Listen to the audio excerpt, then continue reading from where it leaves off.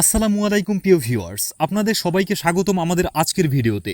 বর্তমানে দেশের অর্থনীতি এবং সরকারি চাকরিজীবীদের বেতন ভাতা নিয়ে এক গুরুত্বপূর্ণ আলোচনার কেন্দ্রবিন্দুতে রয়েছে। আজ একটি অত্যন্ত গুরুত্বপূর্ণ বৈঠক অনুষ্ঠিত হতে যাচ্ছে। বাজেট ও বিশেষ প্রণোদনা নিয়ে পূর্ণাঙ্গ আলোচনার জন্য উপদেষ্টা পরিষদের বৈঠক। এই বৈঠক থেকে সরকারি চাকরিজীবীদের জন্য বেশ কিছু বড় সুখবর আসতে পারে বলে আশা করা হচ্ছে। কি কি বিষয়ে আলোচনা হতে পারে এবং এর প্রভাব কি হতে পারে, চলুন বিস্তারিত জেনে নেই আজকের ভিডিওতে। ১. 10% ও 15% বিশেষ প্রণোদনা বাড়তে পারে। আসছে কি নতুন ঘোষণা? বর্তমানে সরকারি চাকরিজীবীরা যে বিশেষ প্রণোদনা পাচ্ছেন, আজকের বৈঠকে তার পরিমাণ বাড়ানোর বিষয়ে আলোচনা হতে পারে শোনা যাচ্ছে। এই প্রণোদনা আরও 10% থেকে 15% পর্যন্ত বাড়তে পারে, যা সরকারি কর্মকর্তা ও কর্মচারীদের জন্য নিঃসন্দেহে একটি ইতিবাচক খবর।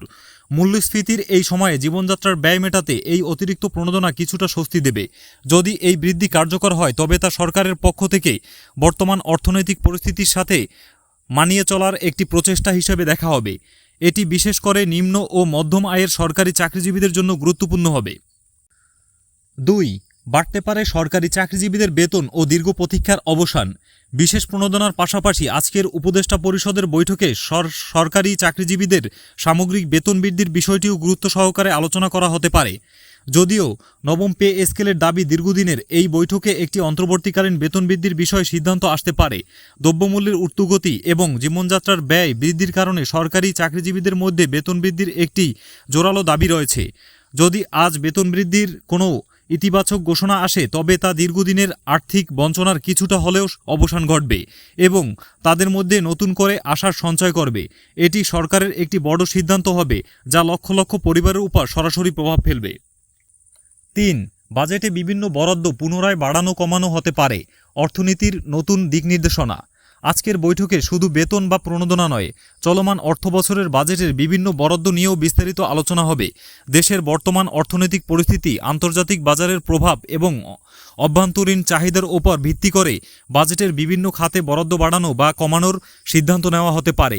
বিশেষ করে উন্নয়ন প্রকল্প, সামাজিক সুরক্ষা খাত, স্বাস্থ্য ও শিক্ষা খাতে বরাদ্দের পুনর্বিবেচনা করা হতে পারে। সরকারের লক্ষ্য থাকবে দেশের অর্থনৈতিক স্থিতিশীলতা বজায় রাখা এবং জনকল্যাণমূলক প্রকল্পগুলোকে অগ্রাধিকার দেওয়া। এই আলোচনার ফলাফল দেশের সামগ্রিক অর্থনীতিতে একটি নতুন দিক নির্দেশনা দেবে। উপদেষ্টা পরিষদের আজকের এই বৈঠক সরকারি চাকরিজীবীদের পাশাপাশি দেশের অর্থনীতির জন্য অত্যন্ত গুরুত্বপূর্ণ। এই বৈঠকের সিদ্ধান্তগুলো আমাদের আর্থিক ভবিষ্যৎ এবং সরকারি কর্মচারীদের জীবনযাত্রার মান উন্নয়নে বড় ভূমিকা রাখবে। আমরা আশা করছি এই বৈঠক থেকে সবার জন্য ইতিবাচক কিছু ফলাফল আসবে। প্রিয় দর্শক, এই বৈঠক নিয়ে আপনার প্রত্যাশা কী? আপনার মূল্যবান মতামত আমাদের কমেন্ট বক্সে জানাতে ভুলবেন না। ভিডিওটি ভালো লাগলে লাইক করুন, শেয়ার করুন এবং আমাদের চ্যানেলটি সাবস্ক্রাইব করে আমাদের সাথেই থাকুন।